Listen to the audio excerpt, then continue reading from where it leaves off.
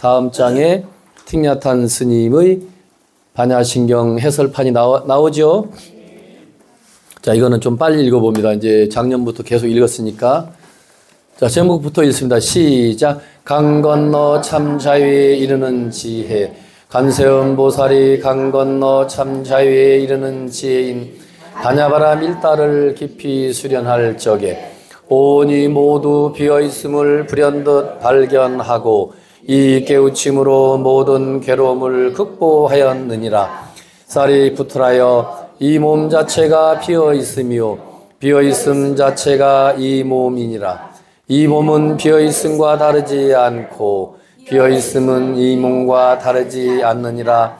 느낌, 인식, 마음의 의지작용, 의식 또한 이와 다르지 않느니라. 사리푸트라여, 모든 현상은 비어있음의 표식을 지니나니 그 참된 본성은 태어남도 없고 존재도 없고 미존재도 없고 더러움도 없고 깨끗함도 없고 드러남도 없고 줄어듦도 없는 본성이니라. 이런 까닭으로 비어있음 가운데 몸도 느낌도 인식도 마음의 의식작용도 의식도 따로 존재하는 분리된 자아 객체가 아닙니다. 모든 현상의 18가지 영역인 18개, 즉 6가지 감각기관인 육근과 6가지 감각 대상인 육경과 6가지 의식작용인 육식 또한 따로 존재하는 분리된 자아 개체가 아니니라.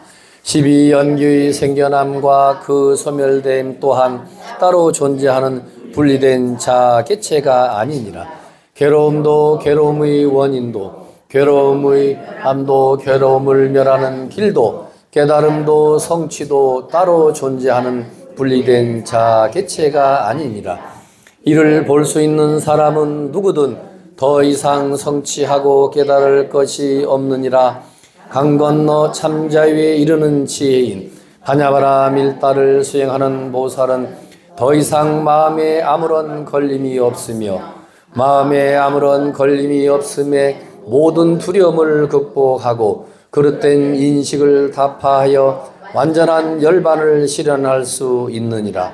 과거세와 현재세와 미래세의 모든 부처는 참자유에 이르는 지혜인 반야바라 밀다를 수행하여 진정하고 완전한 깨달음을 얻을 수 있느니라. 그러니 스리푸트라여, 강건너 참자유에 이르는 지혜인 반야바라 밀다는 위대한 진언이요 더없이 밝은 진언이요 최고의 진언이요 견딜 바 없는 진언이요 온갖 괴로움을 없애는 그의 진리임을 알지어다.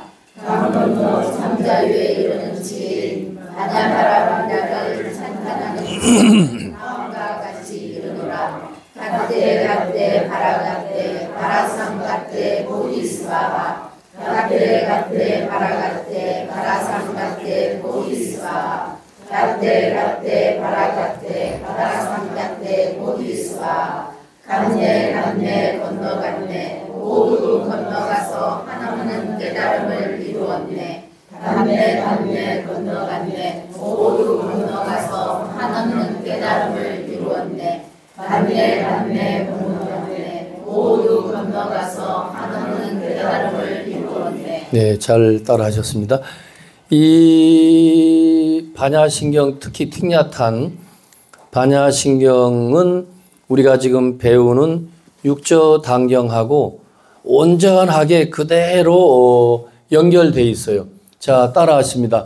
마하반야바라밀 10번 합니다. 시작. 마하반야바라밀 마하반야바라밀 마하반야바라밀 마하반야바라밀 마하반야바라밀 마하반야바라밀 마하반야바라밀 마하반야바라밀. 그래서 갔네 갔네 건너갔네 모두 건너가서 한없는 깨달음을 이루었네 이렇게 돼 있잖아요. 이 세상에 어떤 스님도 어떤 학자도 그렇게 번역하지 않고 앞으로 당위성으로 우리가 장차 이 세상에서 말하면 이상세계 무슨 뭐 파라다이스 천국 깨달음의 세계 피안의 세계 장차 우리가 도달해야 될 곳이지 지금 현재는 아니라고 다 번역하는데 틱냐탄 스님은 육조 스님만이 이제 공부를 많이 하셔서 어떤 마음이 이렇게 환히 깨달음을 성취하고 나니까 근본을 바라보는 거예요. 근본에서 보면 다 이미 깨달음을 이미 성취한 거지. 다 성취한 거야. 그래서 다 자견자성, 자식자성 이런 용어가 이제 육조 단계에 계속 나오는데 자견자성, 스스로 자성, 자기의 마음자리 성품을 딱 보면 그대로 부처가 이미 됐다는 거예요.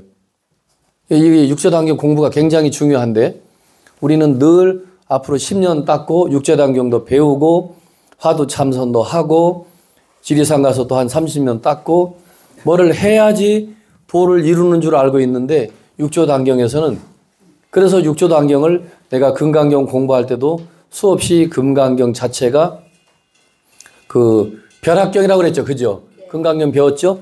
벼락 때리는 한순간에 그 반야바라밀 즉 지혜 광명을 누구나 다 얻게 돼 있거든. 근데 육조 단경도 금강경과 똑같아요. 모든 가르침이 점진적인 게 없어요. 점진적인 거. 5년 닦고 10년 닦아야 일이 없어요. 그래서 즉각적으로. 그래서 이 금강경도 제가 특별히 갑자기 몰록 벼랑간 깨달음을 주는 경이라 해서 금강경 1년 공부할 때 자 따라 하십니다. 도노경 따라 했죠. 그 전에 도노경이라고도 했고 벼락경이라고도 그 번역도 하기도 하지만 더 다이아몬드 수트라 이래가지고 외국 사람들은 금강이 다이아몬드니까 이걸 번역할 때 그냥 영어 제목으로는 더 다이아몬드 수트라가 경이란 뜻이거든요. 그렇게 번역도 했다 하지만 엄밀히 말하면 그 벼락경이라는 뜻이 좋답니다. 번개, 벼락 지지지 때리는 순간 그냥 벼락 맞으면 벼락 맞은 대추나무를 뭐라 하죠? 한 사람도 없네. 아는 분이. 그 보통 도장도 한때 유행했죠. 벼락 맞은 대추나무, 벽조목, 벽자, 대추나무 조자, 나무 목자, 벽조목. 벼락 맞아서 시커멓게 타와 들어갔는데 그 나무를 잘라내서 도장이라든지 직인이라든지 낙관이라든지 이런 용도로 벼락 맞은 대추나무 그런 도장이나 이런 걸 인감해서 주머니에 가지고 다니면 마치 부적처럼 그런 또 한때 그 유행한 적이 있었어요. 들어본 적 있죠? 네. 네. 그래서 금강경도 도노경이라고 하듯이 이 육조단경은 앞으로 지금 이제 들어갑니다만 처음부터 끝까지 전부 그냥 말 떨어지기 바쁘게 바로 다 깨달음을 성취하는 그런 가르침으로 이루어져 있어요. 우리가 받아들이기만 하면. 그래서 이 육조단경은 금강경과 똑같이 제가 육조단경이라고도 제목이 되어 있지만 도노경이라고도 아예 처음부터 여러분이 이름을 새롭게 짓고 들어가도 무방하다. 육조단경을 무슨 경이라고요? 도노경이라 해도 되고 육조 스님이니까 육조단경이라 해도 되고 그래 돼 있죠. 단경은 제가 앉아있는 이런 강단이나 연단이나 법상을 꾸며놓은 법단이나 그런 것을 또 부처님 모신 불단이나 다 이 단자를 씁니다. 단자를 그 흑토변에 이렇게 우리 그 무슨 첨성단 할 때 그런 한자로는 그런 단자를 써요. 근데 그 육조 해능이라는 스님이 그 당시 대범사라는 절에 계시면서 그 대범사 법상 법문을 하는 이렇게 강의하면 강의하는 연단이 되겠죠.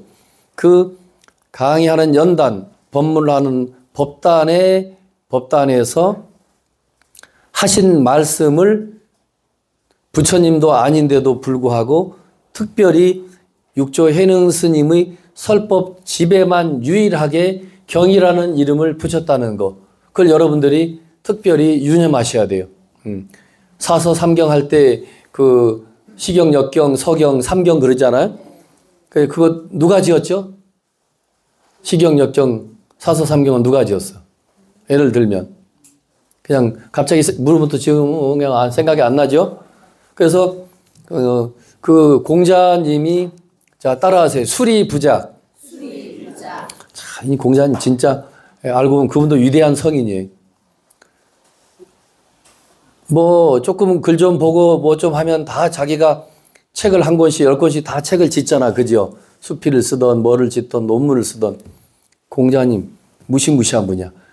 나는 애부터 나 공자 이전부터 만년 전 그 이전부터 내려오는 애 성인들의 말씀을 자기가 추려서 편집만 했을 뿐이야. 나는 술이 애부터 전해 내려온 말씀을 잘 이어받아 가지고 우리 진술한다 그러죠. 네. 그 술자입니다. 나는 옛 성인들의 말씀을 다시 후대 사람들에게 진술해 주는 거지. 설명해 줄 뿐이지. 부작, 안입을 작품할 때 지을작. 나는 따로 내 창작 활동을 안 한다는 거지. 공자님이 그래서 하신 말씀은 전부 애부터 내려오는 거야. 시경, 역경, 서경이 다 공자가 그 편찬해 놓은 거지. 편집. 그거 몰랐어요? 진짜 몰랐어요? 알았어요? 몰랐어요? 알았어요? 몰랐어요? 그거 뭐 확실히 해야지. 그래 수리부작이라고 공자님이 논어에서 말씀하셨거든. 수리부작. 나는 진술만 할 뿐이지 옛 성인의 말씀을 전해줄 뿐이다. 나의 창작은 나는 따로 안 한다. 할 필요도 없고 옛날 성인들의 그 기가 막힌 말씀이 다 진리인데 내가 거기에 또 화장을 하고 덧칠할 게 없는 거지. 야, 그거 하나 수리부작이라는 그 한마디만 가지고도 제가 공부를 많이 안 했지만 대단한 분인 거야. 그죠? 그 쉽지 않잖아요. 자기 소견을 막 해서 책을 짓고 싶을 텐데. 아무튼 육조단경은 육조해능 스님이 대범사 그 법상의 법단에서 하신 말씀을 특별히 그 당시 이후에 육조 스님의 말씀에 경이라는 이름을 안 붙인다면 어떤 양반의 그 설법에 경이라고 이름 붙일까? 단 한 명도 없어요. 역사상. 석가모니 부처님 말씀 불경, 예수님 말씀 성경 바이블 그러죠. 그런데 중국의 시경, 역경, 서경은 있지만 중국 그 사람이 그 이후에 경이라고 이름 붙인 거는 처음이라는 거죠. 그 정도로 그 시대에도 육조해능 스님에게 엄청난 그 위대한 어떻게 보면 제2의 부처님, 제2의 달마대사로 쌍벽을 이루는 분으로까지 굉장히 존중하고 존경했다는 하나의 이제 그 방증이 되겠죠. 전번에 말씀드린 대로 자, 이 본문 들어가기가 이제 조금 있어야 되는데 이것도 참고적으로 하택 신해라는 스님이 있는데 육조단경 들어가기 전에 나중에 틈틈이 하겠지만 이 하택 신해라는 이 제자가 이 육조해능 스님 말년에 육조 스님 76세에 돌아가셨는데 거의 뭐 한 60대쯤이나 말년에 그 육조 스님 곁으로 와서 요즘 말로 하면 육조 스님 제자가 돼가지고 육조 스님을 통해서 배우는데 그 기라성 같은 제자들은 제자들대로 투지만 이 하택 신해라는 스님이 일명 신해 스님 또는 하택 선사, 신해 선사 그런데 보통 우리는 하택 그러죠. 이 분이 육조 스님 돌아가시고 나서 이 육조 단경을 남종, 북종 그러는데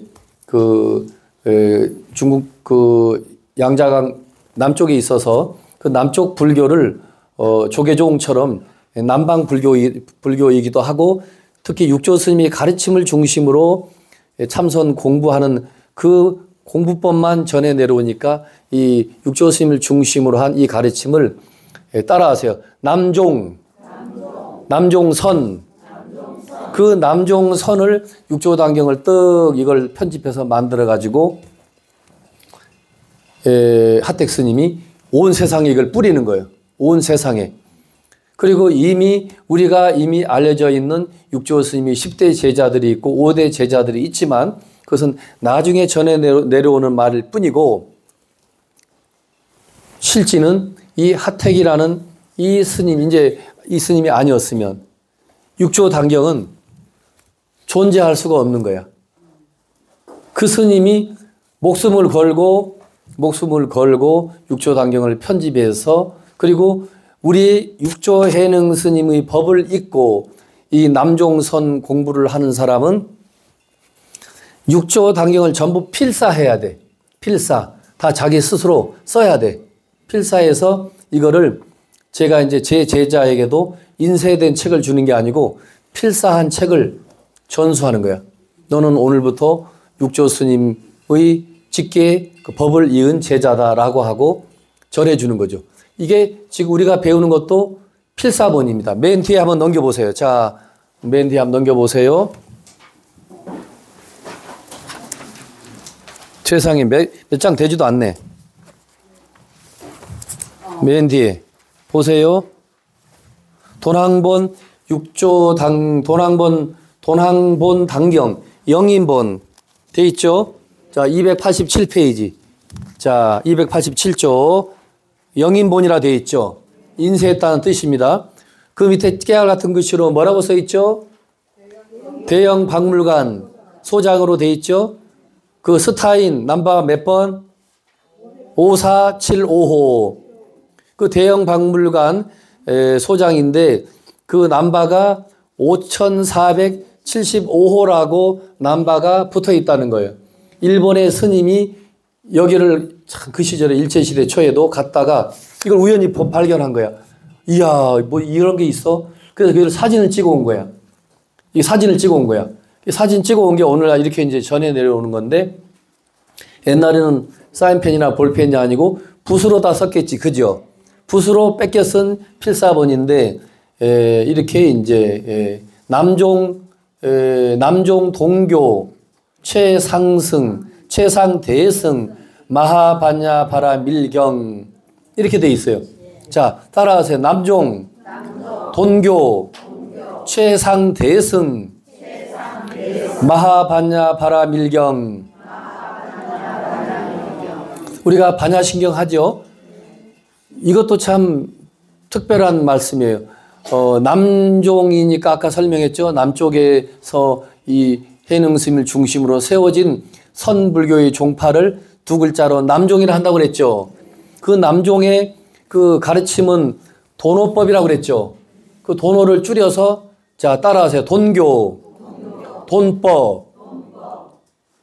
돈교나 돈법이나 도노법이나 돈교법이나 다 같은 뜻이에요. 돈은, 자, 따라하세요. 돈은 갑자기, 별안간, 호련히 그런 뜻을 내포하고 있다. 돈자가 그런 뜻이에요. 옥편에 찾으면 몰록돈 그래요. 몰록이란 말 뭐 우리나라 말로 번역해도 모르잖아. 그죠? 몰록이란 말은 요즘 쓰지도 않으니까. 별안간 갑자기 호련히 뜻이에요. 갑자기 그 깨닫는 가르침이라는 거예요. 그래서 돈교, 가르칠 교자, 돈교. 또 갑자기 깨치는 그런 진리 법이라고 해서 돈법, 따라하세요. 돈법. 근데 보통 우리가 자, 따라하세요. 소승, 대승. 우리 금강경에 보면 최상승. 부처님께서 금강경을 설하실 때 이 금강경은 나의 이 설법은 그 소승이나 대승을 위해서 내가 이 설법을 해주는 것이 아니고 그거보다 그런 대승도 내 설법을 못 알아듣는다는 거지. 금강경에 나오죠. 열애 따라하세요. 열애는 유발, 최승자설. 열애는 최승, 즉 대승보다 더 높은 그 최승, 최고 높은 그런 깨치고자 하는 마음을 일으킨 그런 사람을 위해서 금강경을 설했다는 거예요. 금강경에 나와요. 열애 유발 최상승자설, 열애 유발 대승자설, 최상승자설. 열애는 대승의 마음을 낸 사람을 위해서 이 법을 설했다 이거지. 대승, 소승 그 전에 쉽게 설명했죠. 소승은 혼자 타고 다니는 수레, 자전거, 그게 승용차 할 때 탈승자입니다. 대승은 항공모함, 수천 수만 명을 태우고 갈 수 있는 그런 수단을 대승이라고 그래요. 근데 금강경 자체가 자기 혼자만의 깨달음을 추구하거나 자기 혼자만의 이익을 추구하는 그런 정도의 불자를 위해서는 안 설했다 이거야. 적어도 더 스케일이 큰 사람을 위해서.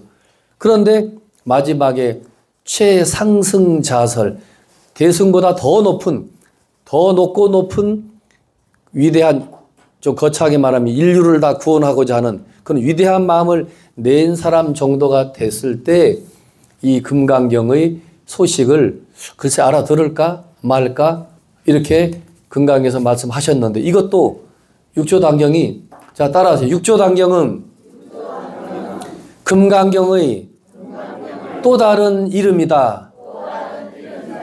이게 지금 유튜브 찍고 있는데 이렇게 말하는 사람 세상에 저밖에 없어요. 금강경은 육조단경은 또 다른 금강경이다. 자 따라하세요. 육조단경은 금강경의 내용과 똑같다. 그렇게 돼 있어요. 남종이고 돈교고 그 다음에 최상대승이고 최상승인데 이제 한문으로, 이 한문이 이래서 재미있어요. 최상승이라 해도 같은 말이고 최상대승, 대승보다 더 높으니까 최상급이지. 최상급 대승.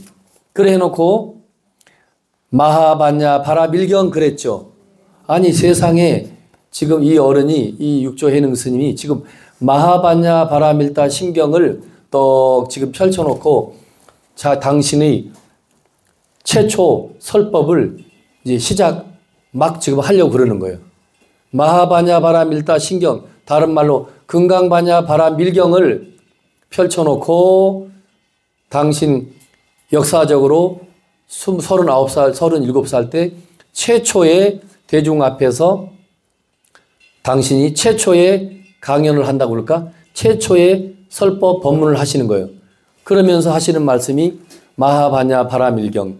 이 지금 내가 말하고자 하는 것은, 내가 지금 여러분 앞에서 말하고자 하는 것은 바로 금강반야 바라밀경, 다른 말로 마하반야 바라밀경을 여러분들에게 지금 내가 설해 주겠다. 근데 이 경이야말로 최상대승의 경전이다 라고 앞에 머리글에다가 못을 박아 놓는 거죠. 이 마하반야 바라밀경은 그냥 경이 아니야. 바로 최상대승의 경전이야. 그리고 이 남종 참선 선불교에서 최고로 내세우는 돈법, 돈교의 가르침으로서 남종선에서 그 갑자기 벼랑간 호련이 한 방에 한순간에 깨달음을 주는 그런 돈법, 돈교의 가르침이면서 최대승보다 더 높은 최상급의 가르침이다 이거예요. 무엇이? 금강반야 바라밀경이, 마하반야 바라밀경이 그와 같이 위대한 경전이다 이거예요. 그 경을 내가 지금부터 여러분들에게 설명할게 라고 책 제목부터 돼 있는 거예요. 자, 일고시 마치고 다만 요거 하나만 다시 강조. 육조단경은 오늘날 수많은 학자들이, 뛰어난 박사들이 연구한 결과 육조 스님이 직접 당신이 이렇게 책을 엮은 건 아니다는 거. 그죠? 육조 스님이 하신 말씀은 틀림없는데 뛰어난 수많은 제자 중에 자 따라하세요. 하택신의 선사. 이름 하나만 말할 때는 하택선사, 신의 선사. 하택 스님 또는 신의 스님이라는 거죠. 이 하택 선사에 의해서 당신의 스승인 육조 스님의 말씀을 이분이 이렇게 엮어가지고 남종 최상대승, 남종 최상대승 법보단경이라고 육조단경이라 하기도 하고 법보단경이라고도 합니다. 그래서 하택 스은의 옛날에는 몰랐어요. 우리 때만 해도 이제 이런 연구 논문은 많이 있었지만 그래도 하택 신의 선사를 옛날 스타일, 옛날식의 교육을 받은 사람은 하택 신의 선사를 그렇게 안 쳐줬어요. 그러니까 정통으로 뭐가 나와요? 정통으로 인정을 안 했다 이 말이야. 정통으로 인정을 안 했는데 오늘날 중국이나 일본이나 유럽이나 수많은 학자들이 이 육조단경도 도난본 육조단경이 한 지금 이게 발견된 지는 우리나라 조선 말쯤에 발견됐지만 이게 그래도 가장 오래된 책이에요. 가장 오래된 하택 신의 선사가 편집했고 필사본으로 해서 도난본 굴 속에 이게 이게 감춰져 있던 거지. 결국 연대 언제쯤 그림 만들어졌어야 하면 우리 이 육조해능 스님이 713년에 열반하셨죠. 그러니까 약 한 800년대, 700년대 말이나 800년대에 이제 이게 이미 육조해능 스님 죽고 열반하시고 바로 하택 신의 선사가 책을 엮어서 만들었지만 그래도 그 이후에 이 필사본이 발견됐는데 이 도난본 단경은 그 이후에 다시 또 만들어진 거니까 서기 한 800년대쯤에 이 책은 만들어진 거고 오늘날 지구상에서 육조단경으로서는 가장 오래된 최초의 육조단경인지는 모르지만 학자들도 그래도 이게 제일 오래되어 있고 또 이 진본이라 할 수 있는 필사본 진본이 중국, 일본에 있는 게 아니고 대형 박물관에 있다는 거. 그죠? 아까 읽었죠? 네. 대형 박물관. 그 도난굴에 수많은 외국인들이 찾아가서 그 신비한 책이라는 걸 알고 외국인들이 전부 돈을 주고 스님들에게 돈도 주고 관리인들에게 매수도 하고 해가지고 수많은 경전들 책들을 다 프랑스로 영국으로 빼돌렸던 거지.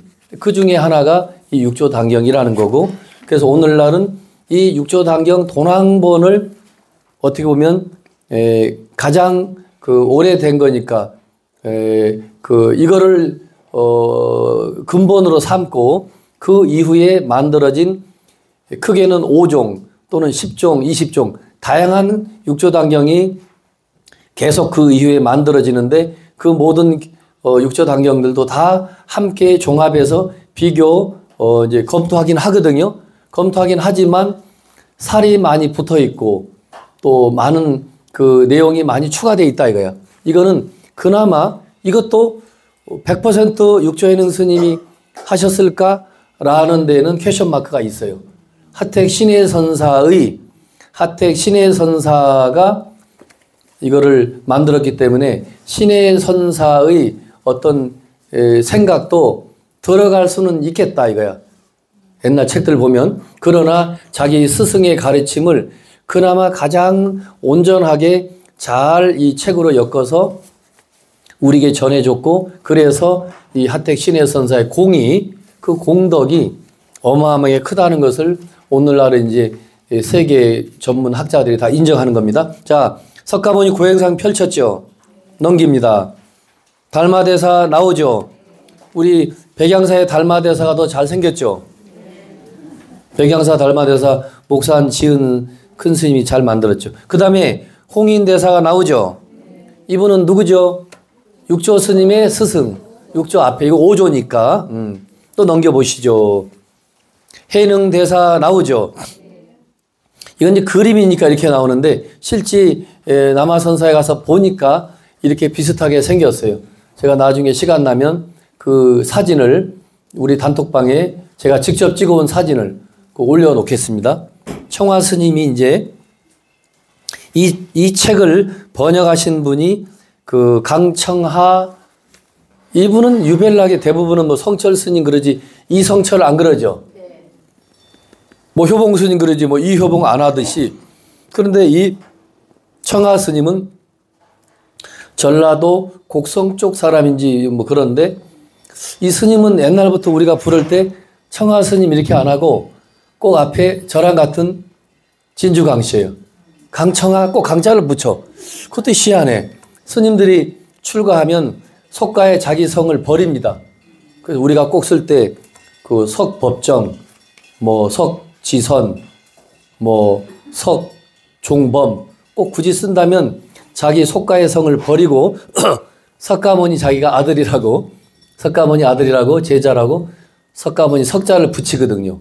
그런데 청하 스님은 꼭 강자를 붙여요.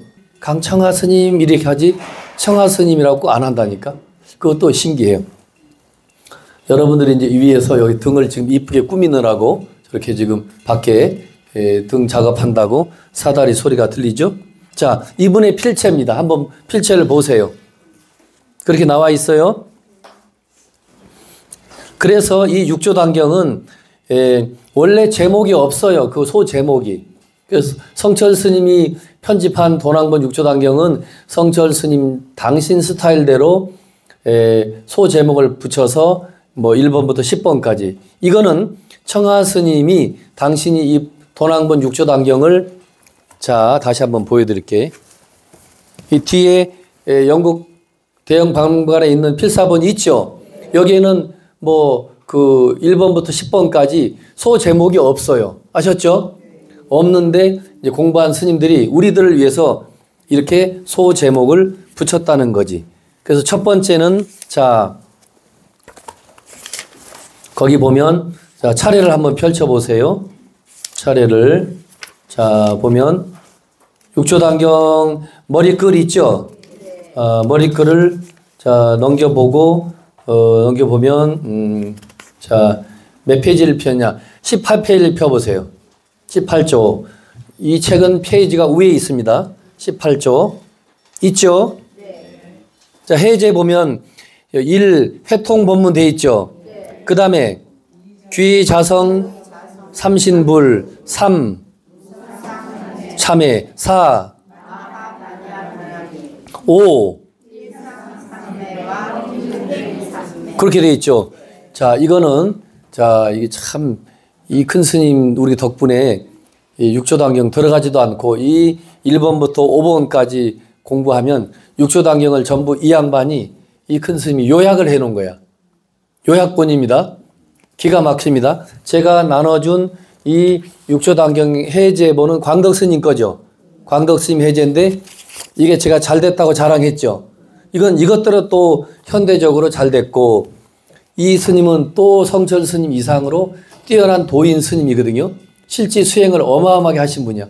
평생을 한 끼만 드시고 평생을 뭐 눕긴 눕지만 거의 눕지 않고 살고 그래서 이분 사진 보면 그 광대뼈가 다 튀어나오고 뭐 잡수는 게 없으니까 뼈가 그게 앙상하셔요.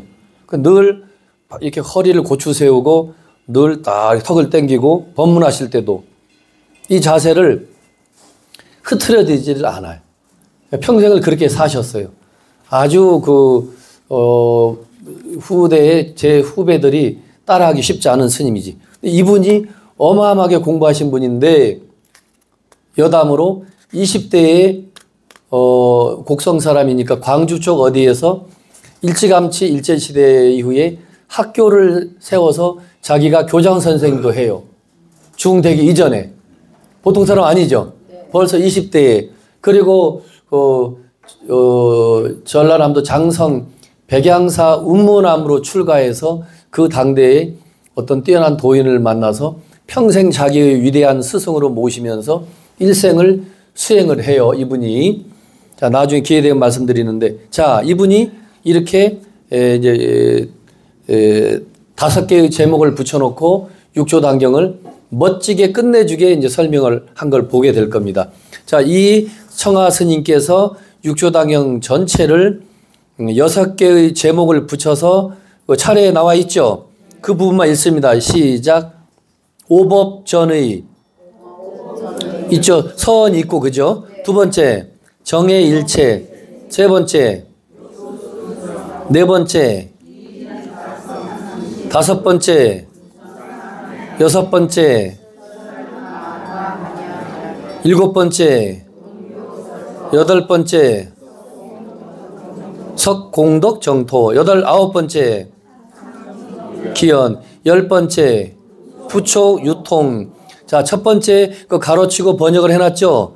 지금부터 첫 번째 하면 그 가로친 번역을 읽습니다. 첫 번째, 둘째, 셋째, 넷째, 다섯째, 여섯째, 일곱째, 여덟째, 아홉째, 열째. 그렇게 돼 있습니다. 자, 그럼 바로 이제 그 이분이 그 해설을 한 것을 해제 그럽니다. 광덕스님보는 광덕스님이 해제였고 설명서였고. 자, 1회통 법문이죠. 자, 바로 펼칩니다. 23조. 자, 다 함께 읽습니다. 시작. 대승경전은 화엄경이나 법화경이나 열반경이나 반야경이나 관무량수경이나 육조단경이나 모두 한결같이 선과 교와 정토 연부를 원융무예하게 회통한 안욕따라 샴막샴보리이다. 자, 이렇게 멋지게 설명을 해놨어요. 자, 또 읽습니다. 방편가설과 인연 비유를 생략하고 오로지 생명의 실상인 진여 자성을 단번에 깨닫는 견성 오도만을 역설함을 선이라 하고. 이거 보세요. 이거 보세요. 이 육조 단경은, 자, 저를 보세요. 우리들을 좀 쉽게 깨우쳐 준다 해가지고 방편이라는 말은 다른 말로 하면 거짓말입니다. 갓난아이가 막 울면 종이 저기 낙엽을 주워가지고 애기야 요거 황금 아주 이쁜 단풍 잘 든 단풍을 주워서 야 이거 돈이다 그러고 거짓말로 주면 아이가 진짜 돈인 줄 알고 울음을 그친다 이거죠. 돈은 아니거든요. 다만 그 아이를 위해서 잠시 거짓말을 하죠. 그것을 불교에서 좀 근사한 말로 방편이라고 그래요. 수단이라는 뜻도 돼요.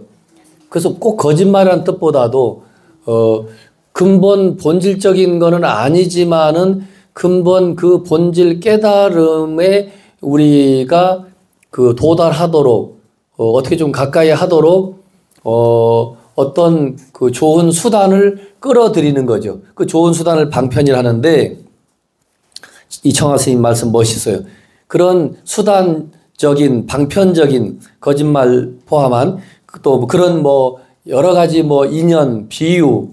자, 저를 보세요. 성경이 전체가 비유로 많이 이루어져 있고 우리 초기 경전도 보면 부처님께서 쉽게 코끼리 비유, 뭐 뱀의 비유, 뭐 여러 가지 뭐 자연 환경을 끝없이 비유하면서 쉽게 당신의 그 어떤 깨달음의 세계를 우리에게 전해주려고 엄청 애를 쓰거든요. 쉽게. 근데 이 육조당형은 그런 게 없다 이거야. 방편가설이 없어요. 생략했다고 그랬죠. 오로지 생명의 실상인 진여 자성을 단번에 깨닫는 견성 오도만을 말하는 게 선이라 이거예요. 자, 저를 보세요. 따라하세요. 오로지 생명의 실상인 자기의 자성을 깨치게 하는 것, 그 가르침이 선이다. 그 선의 최고가 바로 육조단경이거든요. 이렇게 설명을 해주는 거예요. 자, 그 다음에 읽습니다. 또 언어 문자로서 성문, 영각, 보살 등 모든 근기들을 두루 살펴 극명하게 표현함은 교이며 진여 불성이란 우주 생명에 온전히 규명하여 수의 참고함이 정토 연불의 법문이다. 어유 놀래라. 자, 보세요. 이게 이분 가르침 자체가 또 다른 육조 단경이나 마찬가지여서 그냥 문을 닫아도 되겠습니다. 참 굉장합니다. 자, 쉽게 설명을 보세요.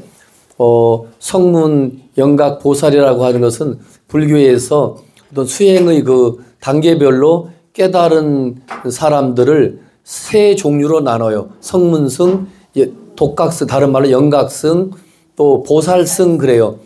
성문이라는 수행승이 있고 성문은 소리를 듣고 깨닫는 거예요. 또 영각승, 독각승은 낙엽이 떨어지는 걸 보고 계절이 바뀌는 걸 보고 그 시절 인연의 변화 속에서 자기가 그냥 깨달아 버려요. 그걸 영각승이라고 그래요. 보살승은 불교에서 나중에 공부하면 알고 아까 제가 나눠준 이런 책을 보면 아는데 육바라밀 행을 통해서 어떤 깨달음을 이제 성취하는 것을 보살 수행승이라고 그래요. 근데 이렇게 지금 미주알, 고주알 이렇게 하나하나 체계 있게 설명하는 것은 교리다 이거예요. 교리. 그러니까 교리니까 그냥 하나의 교리적으로 논리적으로 설명하는 것은 교법이고 교리인 거고 우주 생명의 그 실상, 진여 실상을 자 우리말로 하면 우리의 참 본성 그 마음자리에 빙 돌아가지 않고 뭐 금강경도 필요 없고 열반경도 필요 없고 다 덮어버리고 너의 참 성품을 바로 보면 성품을 보면 바로 너 자신이 우주와 하나 되는 거야. 네가 바로 부처야라고 바로 직방으로 바로 직접적으로 가르침을 주는 것이 우리의 선이다 이거야. 지금 그 설명을 이렇게 멋지게 하는 거예요. 진여불성이란 우주 생명에 온전히 바로 돌아가서 규명이라는 것은 지신규명은에 그러죠. 바로 그 우주 생명의 실상 그대로 우리가 돌아가서 믿고 의지한다는 건데 그 우주 생명의 실상이 다른 것이 아니고 자기의 본성이 그렇다 이거야. 우주 생명의 실상이 따로 어디 저 구름 속에 있거나 어디 부처님 법당 속에만 있는 것이 아니고 우주 생명의 실상 그 참다운 그 참 광명은 사람이 본래 다 가지고 있다 이거야. 그 본래 가지고 있는 그 참 성품을 불교의 고유한 용어로 자 따라하십니다. 진여불성, 진여자성, 진실여여한 우리의 참마음, 진실여여한 우리의 참마음에 그대로 믿고 의지하고 내 생명을 거기에 다 돌려서 믿고 의지하고 한다 이거야. 그게 우리 그 육조단경뿐만 아니라 참선하는 선종의 핵심이다 이거죠. 자 그런데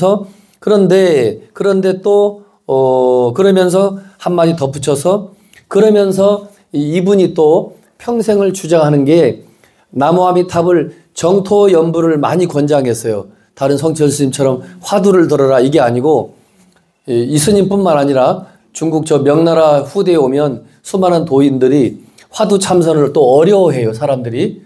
그래 어렵지 그러면 화두를 하지 말고 아미타불만 놓치지 말고 아미타불을 염송하라 그래요. 아미타불을 놓치지 마라. 그 자체가 화두다 그래요. 그래서 그 아미타불을 염송 끊임없이 부르고 생각하고 부르고 입으로 부르고 마음으로 놓치지 않고 그걸 삼위일체란 말 알죠? 네. 기독교에서 실제 삼위일체란 말을 쓰지만 우리도 원래 썼던 말이니까 우리 몸과 마음이 다 그 일체되는 거죠. 그래서 아미타불을 놓치지 않고 끊임없이 내 몸과 마음이 일체가 되면서 하는 그 법문이 또 그 법문이 자 따라하세요. 정토연불이다. 그래서 이분은 어떻게 보면 정토연불을 초창기에 많이 제창하고 성철 스님 살아생전에 다 같은 시대 사람이니까 성철 스님보다 뭐 나이는 한 10년 좀 후배일지는 몰라도 다 동시대에 수행한 사람인데 성철 스님은 오로지 화두를 지상 최고로 내세워서 우리들을 깨달음의 세계로 이제 이끌어 갔고 이 청하 스님은 이 정토연불이라는 게 정토가 극락세계죠. 그 정도 아시죠? 정토 극락세계에 아미타불이 계신다. 그래서 나무 아미타불을 놓치지 않고 부지런히 연불을 하게 되면 설령 우리가 깨닫지 못한다 하더라도 사후에 아미타 부처님이 계신 극락 정토에 갈 거 아니냐 이거야. 그냥 화두만 들고 참선 공부하다가 연불도 안 하고 하면 업장도 두텁고 또 자기가 전생부터 지은 죄업들이 소멸되지 않으면 화두만 공부하다가 잘못하면 어둠 속에 헤맬 수도 있다. 이런 얘기죠. 일정 부분. 그래서 일정 부분 초창기에는 이 스님이 자 저를 보세요. 불교 속에도 불교 안 따라도 되고 그 소리가 그 소리 같으니까 내 목소리가 원래 비슷해서 중저음에 이 청하 스님은 한때 같은 수행자 속에서도 정통파가 아닌 비정통파 취급을 한때 받았어요. 처음에. 그 스님은 뭐 출가했으면 화두를 들고 육조당경을 읽고 참선을 해야지 자꾸 연불을 왜 자꾸 권장을 할까? 저분은 연불 스님이야 라고 했는데 사실은 연불 스님이 아닌 거지. 그래서 이제 나중에 공부해보면 이 육조 스님 당경 속에도 화두라는 말이 없어요. 실제 없다니까. 후대에 벌어진 일이에요. 나중에 공부합니다. 그래서 여기서 이 스님 말씀이 그 우주 내 진여 불성이 우주 생명의 실상과 본래 하나라고 생각하면서 아미타불을 염하고 부르게 되면 나와 아미타불과 하나가 되고 나의 진여 불성이 우주 생명의 실상과도 하나를 이룬다 이거야. 이거 얼마나 멋진 법문이에요. 그런 법문이 정토 법문인데 육조 당경 속에도 그 법문이 나옵니다. 나중에 확인시켜 드립니다. 자, 또 읽습니다. 유마경 불국품에 불은 언제나 동일한 뜻으로 설법하나 중생의 기연에 따라 대승, 소승, 돈교, 점교, 돈교 등 종종의 차별을 생한다. 그래 돼 있죠. 불이 이름 연설법 중생 수류 각득해 하였고 관무량수경에는 모든 부처님은 바로 법계를 몸으로 하나니 일체 중생의 마음 가운데 들어있느니라. 그러므로 마음에 부처님을 생각하면 이 마음이 바로 32상과 80수영호를 갖춘 원만 덕상이니 이 마음으로 부처를 이루고 이 마음이 바로 부처이니라 라고 어디에 되어 있다고 그랬죠? 관무량수경에 나와 있다 했죠? 그 가로친 것은 관무량수경에 나오는 그 내용 본문을 한문으로 이분이 그 출처를 들이대느라고 거기다 수록해 놓은 겁니다. 그 원문을 읽어볼까요? 재불열애시 법계신 입 일체 중생 심상중 시고 여등 심상불시 시심 즉치 32상 80수영호 시심작불 시심작불 시심시불 이랬죠. 자 보세요. 결국은 관무량수경에 나와 있는 최종 결론도 우리가 아미타불을 부르고 또 부르지만은 결국은 아미타불의 결론이 뭐냐? 내가 아미타불을 부르지만 그 아미타불이 따로 존재하는 것이 아니고 시심. 자 따라하세요. 내 마음이 이 마음이 바로 부처요. 이 마음이 시심작불 이 마음으로 부처를 짓는 것이고 이 마음으로 이 마음이 바로 부처이다. 그러니까 자기가 부처인데 부처인 그 마음을 가지고 자기가 또 아미타불을 부르면서 부처를 이룬다는 거지.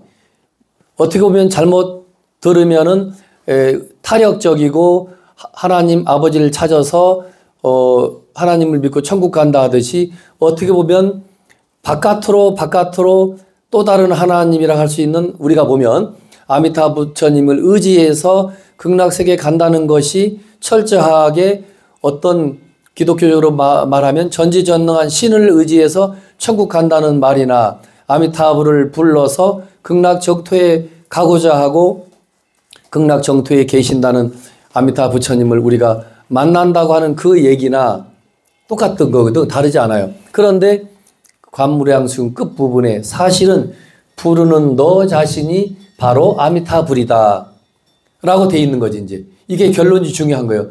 그 글을 잘못 읽으면 따로 저 구름 속에 천왕성, 명왕성, 저 지구 밖에 태왕성, 저 또 태양계 또 밖에 우주 어느 곳에 부처님 세계이거나 하나님 세계가 있다고 하면서 할렐루야 하나님 아버지 뭐 당신의 계신 곳을 가고 싶습니다라고 우리가 밖으로 추구하고 불렀는데 결론을 보니까 네가 그렇게 처음부터 끝까지 아미타불을 불렀지. 근데 그 아미타불은 이 우주 전체를 아미타불의 몸으로 생각한다는 거야. 이 우주 전체를. 그러니까 백양사 불교대학 경전반에 앉아 계신 분 50명도 안 되는 이분들만이 아미타불이 아니고 75억이 다 아미타불일 거야. 거창하게 말하면 우주 전체가 다 아미타불이다 이거야. 그 아미타불인데 우리가 그 속에서 아미타불을 부르고 앉아 있으니 부르는 나 자신이 결국은 아미타불이라는 거지. 이거를 이 어른이 이제 이렇게 말씀을 해 주시고 계십니다. 자, 두 번째 귀자성 삼신불이죠. 이것도 이제 육조단경의 본문에 나옵니다. 이분이 너무 똑부러지게 이제 설명을 하고 있는 거. 이것도 얼마 안 되니까 자, 쉬지 않고 끝까지 있습니다. 제목부터 시작. 귀자성 삼신불 달마 대사로부터 육조 해능 대사까지를 통칭하여 순선시대라 하는데 스톱. 자, 스톱. 이게 여러분이 한문이라. 자, 달마 대사부터 누구까지? 육조 해능 대사까지를 통칭하여 뭐라 한다고요? 그 무슨 뜻이에요? 순선시대? 자, 불교용어니까 여러분이 모르는 게 당연해. 자, 저를 보시면 금방 알아요. 순수한 참선. 달마부터 육조까지는, 자, 저랑 눈을 마주치고, 달마부터 육조까지는 변질되지 않는, 달마가 그대로 온전하게 전해준 참선법이 변질이 안 됐다, 이 말이야. 순수선, 순수 참선, 따라하세요. 순수 참선. 그것을 이스님이 문자로 순선시대라 한 거지. 그죠? 자, 순선시대라 한다고 그랬죠? 시작. 그것은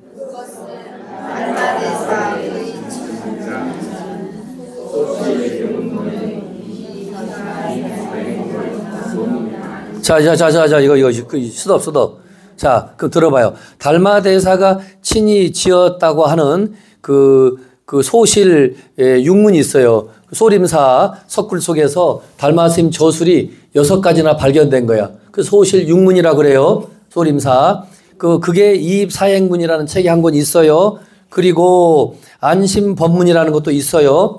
그로부터 삼조 승찬대사의 신신명이라는 책이 있거든요. 그 다음에 사조 도신대사의 입도 안심요 방편법문이라는, 자, 저를 보세요. 요만한 책보다 안 돼. 이거 반절밖에 안 돼. 근데 천하의 이 순선시대, 순수한 달마의 참선법을 전수받아가지고 그대로 오리지널 순수 참선의 공부 비법을 그대로 전수해 준 책이 그 입도 안심요 방편 법문이라는, 제법 길죠. 줄여서 그냥 안심법문 그래요. 그리고 오조 홍인대사의 수심요론이라는 또 책이 있어요. 그리고 육조해능 스님의 이 책이 뭐죠? 육조단경. 육조단경 이르기까지 모두 한결같이 자성의 온전히 귀함을 강곡 심절하게 역설하고 있다. 자, 저를 보세요. 지금까지 쭉 나열한 1조부터 2조, 3조, 4조, 5조, 6조 해능 스님대까지의 그 모든 가르침들은 바깥으로 불법성을 찾지 아니하고 자성삼보라고 그랬죠. 우리 천수경에 보면 마지막에 중생무변이라 안 하고 자성무변서원도, 자성번뇌서원단, 자성법문서원학, 자성불도 서원성 그러죠. 그 내용이 출처가 어디냐? 육조단경이에요. 우리는 천수경을 읽으면 중생을 다 제도하겠습니다. 번뇌를 다 끊겠습니다. 법문을 다 배우겠습니다. 불도, 즉 성불하겠다는 거죠. 불도를 다 이루겠습니다 했는데 그거는 바깥으로만 추구하는 거예요. 너 자신이 부처라고 인정하게 되면 이 육조단경처럼 자성을 나부터 제도해야 되잖아. 그죠? 나의 자성을 제도하겠다. 내 자성 속에 번뇌를 먼저 끊겠다. 내 내면 속에 팔만대장경이 본래 다 있다는 게 바로 이 선법문이에요. 선법문이 이렇게 참 위대합니다. 우리는 이렇게 팔만대장경이 해인사에 있고 바깥에 있는 줄 아는데 이 남종선에서는 너네들이 지금 잘못 알고 있어. 팔만대장경은 그렇게 부처님 말씀이 팔만대장경인 건 맞긴 맞다. 그러나 모든 생명은 본래 부처라고 했지 않느냐. 부처님께서 열반경에도 그랬고 그러면 너희들 속에 본래 8만 대장경이 아니라 800만 대장경이 우리 속에 있는 거지. 8만 대장경이라는 말은 통칭 해인사에 빨래판 같은 목판으로 양면으로 8만 그 부처님의 경전을 거기에 다 일일이 조각을 해 놓은 거죠. 새겨 놓은 거죠. 그 양면으로 도장을 찍듯이 찍을 수 있게 돼 있어요. 그래서 어떻게 보면 16만이지.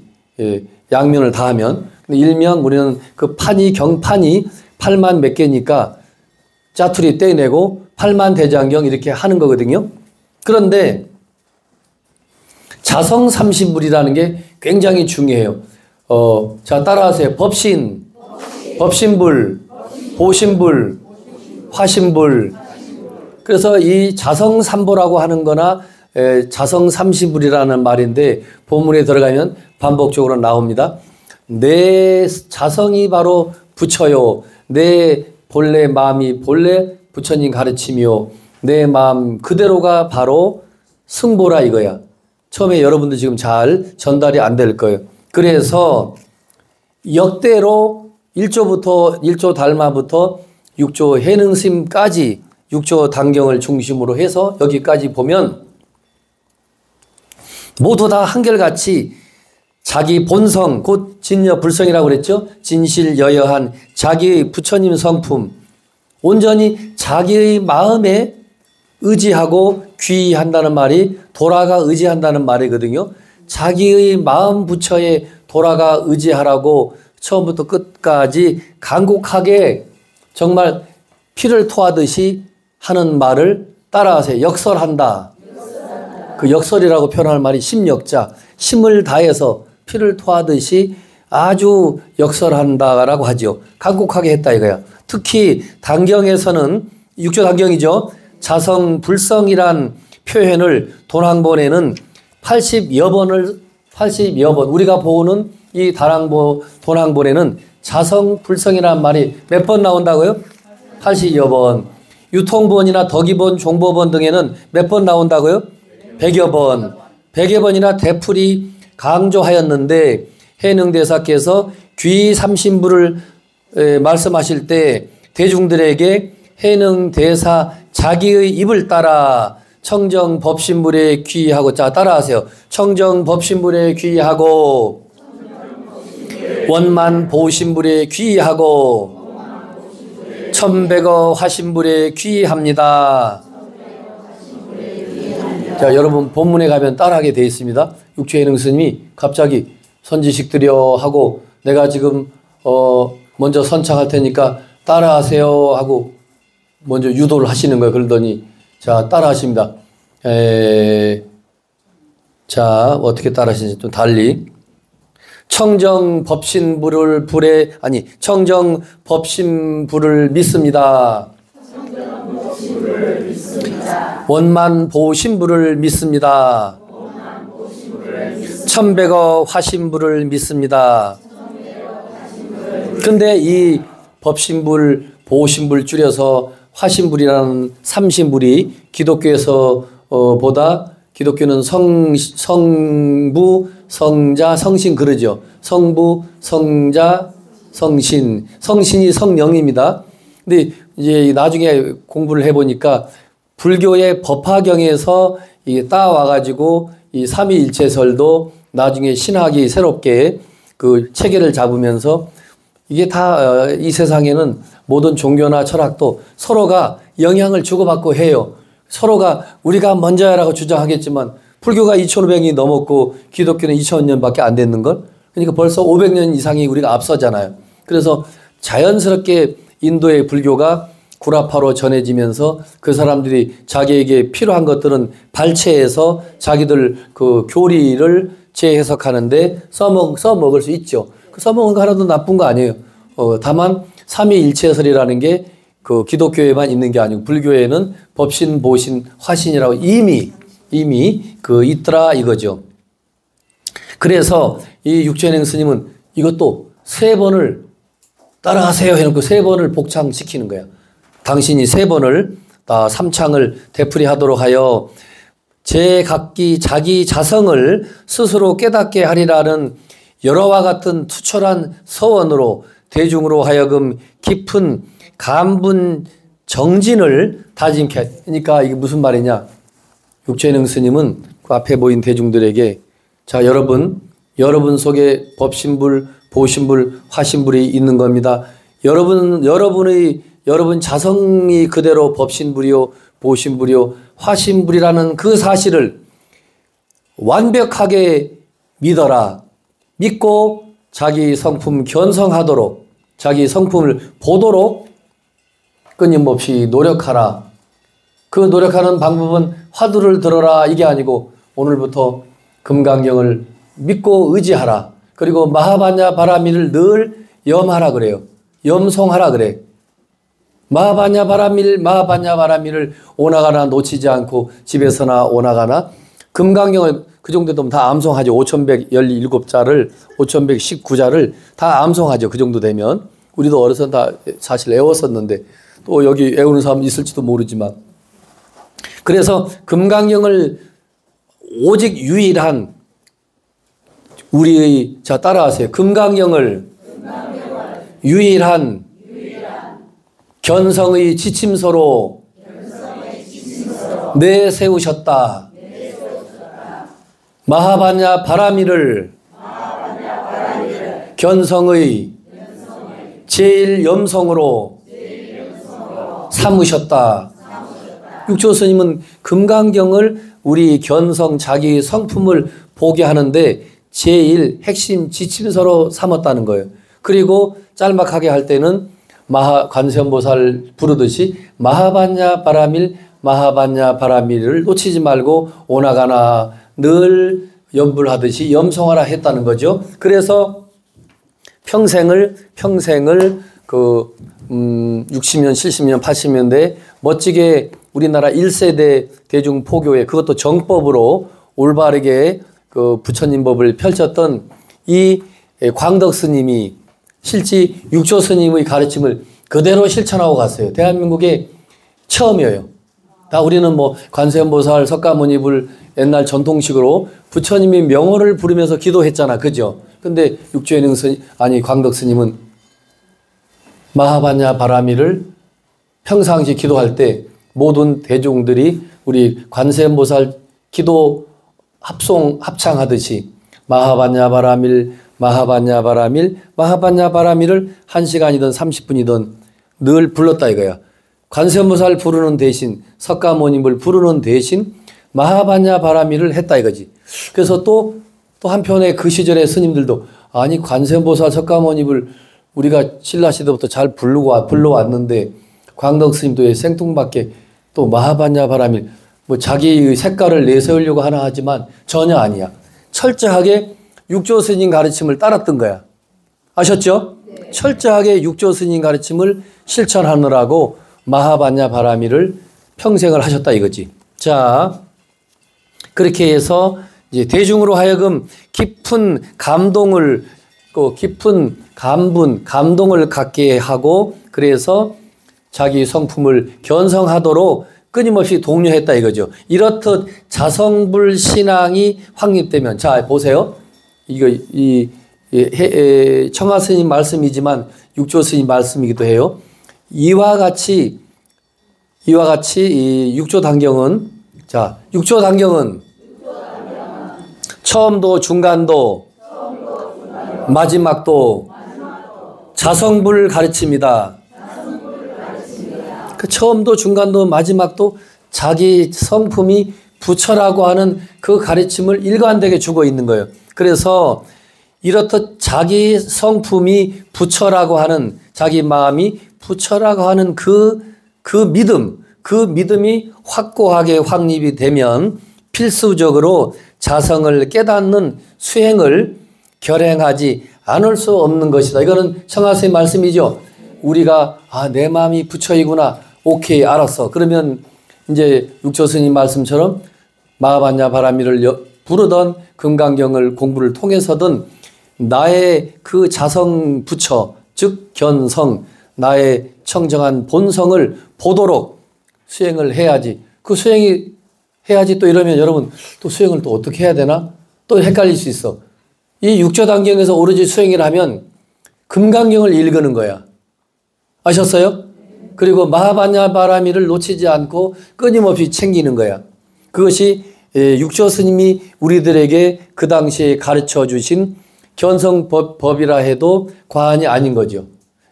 이해되셨죠? 이렇게 똑소리 나게 해주네.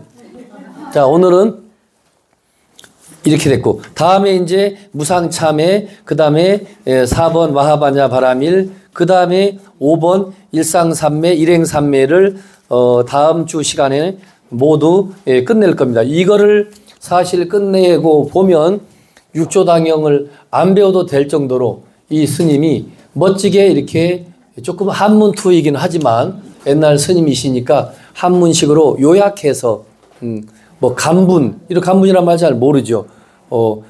감동하고 막 우리가 흥분할 때 그 분자거든요. 이런 용어는 이제 옛날 스님들이니까 충분히 우리들은 잘 이해가 안 가지. 이렇게 오늘 여기까지 이제 하고 다음에 우리 청하 스님께서 육조당경 전체를 5으로 나누어서 설명했는데 이제 다음에 3, 4, 5번을 다 이제 끝내고 그 다음 주에 육조당경 본문을 금강경 읽듯이 함께 한 페이지씩 읽으면서 이제 우리가 공부를 해 가도록 하겠습니다. 자, 여러분, 혹시라도 도난권 육조당경을 배우러 오신 건 좋지만 간혹 불교를 전혀 모르고 육조당경을 배워도 아무 문제는 없지만 불교를 조금 자세히 또 들여다보고 싶으면 이 고요한 소리의 부처님 그분, 이거는 한 번 보고 만화책처럼 버리는 게 아니에요. 평생 여러분이 보셔도 될 정도로 잘 돼 있어요. 자, 신화적인 부처님은 이 속에 없어요. 구름 타고 다니는 부처님 없어요. 정말 한 인간 고타마 시타라타가 태어나서 80인생을 살고 간 그 일생을 잘 설명해 놨어요. 다만 35세에 깨달아가지고 80세에 열반하실 때까지 우리 부처님은 단 하루도 개인 플레이, 개인 생활을 안 했다는 게 중요해요. 개인 생활. 이게 여기에 여러분 중간에 보면 다 나와 있어요. 35세에 깨달아서 첫 번째는 쉽게 말하면 백양사에서 3개월을 계셨고, 예를 들면 두 번째 철, 우리가 절에서는 한 철, 두 철 할 때 3개월을 한 철이라고 그래요. 아셨죠? 부처님은 80세까지 단 한 철도 놓치지 않고 대중과 함께 살았다는 거예요. 제자들과. 이제 좀 나도 좀 혼자 좀 살고 싶어. 이게 아니고 부처님은 늘 제자들과 함께 80평생을 그래서 우리가 그런 말을 해요. 부처님은 그 당시 당연하겠지. 커튼이 없는 거지. 문을 닫을 것도 없고 병풍도 필요 없고 늘 요즘 말로 오픈된 완전 열려있는 그런 생활을 제자들과 늘 낮이나 밤이나 함께 하셨어요. 그 속에서 제자들이 부처님을 보고 감동하였기 때문에 그 감동은 상상할 수 없는 감동인 거지. 그죠? 제가 지금 이렇게 점잖게 가사장삼을 입고 이 자리에 앉아 있지만 또 제 방에 가서는 옷을 홀라당 벗을 거 아니야. 그죠? 옷을 홀라당 벗고 일반 다른 옷으로 또 갈아입고 또 다른 모습도 하고 짠 나타나겠지. 근데 부처님께서는 늘 일관된 모습으로 늘 대중 앞에 함께 하시고 마지막에 마지막까지도 부처님께서는 여기 보면은 요 시간이 1분 남았으니까 어디 있냐? 여기 1분을 다 써야 돼. 부처님께서 부처님께서 잠깐만.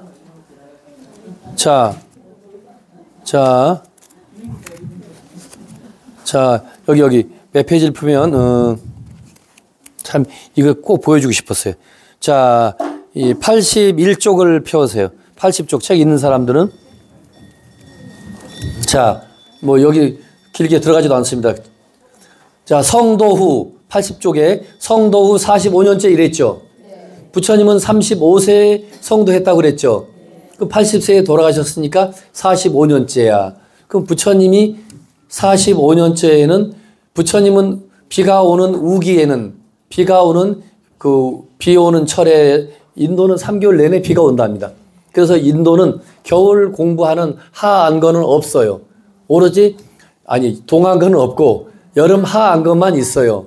그래서 부처님은 비가 억수같이 내리는 3개월 동안은 5월 비가 한참 내리기 전에 5월 달에 꾸시나가라에서 사라쌍수라는 나무 아래에서 부처님이 돌아가셨거든요. 부처님 45년째는 그 비가 막 억수같이 쏟아지기 전, 즉 하한거 시작하기 전에 돌아가셨지. 우리가 4월 초파일이잖아요. 우리가 4월 15일부터 음력으로 7월 15일까지 3개월을 여름 하안거 이러거든요. 근데 부처님은 음력으로는 2월 15일 날 이 한문 문화권에서는 2월 15일 날 돌아가셨다고 하는데, 아무튼 이 초기 경전에 보면 여름 마지막 45년째에 80살에 성도하고 45년째 비가 억수같이 쏟아지기 전 5월에, 이건 양력입니다. 5월에 부처님이 여름 하한거 전에 몸도 아프시고 아란다한테 이제 그만 가자 아란다야, 이제 나는 더 이상 걸을 수가 없구나, 쿠시나가라 사라상수 옆 그 두 나무 사이에 나를 눕혀라 해서 누워 계시다가 열반에 드셨거든요. 그 45년 전 과정을 짤막짤막하게 성도 후 1년째, 마지막에 성도 후 45년째, 여러분이 이것만 읽어보셔도 우리 부처님의 일생이 생생하게 그려진다라고 말씀을 드리겠습니다.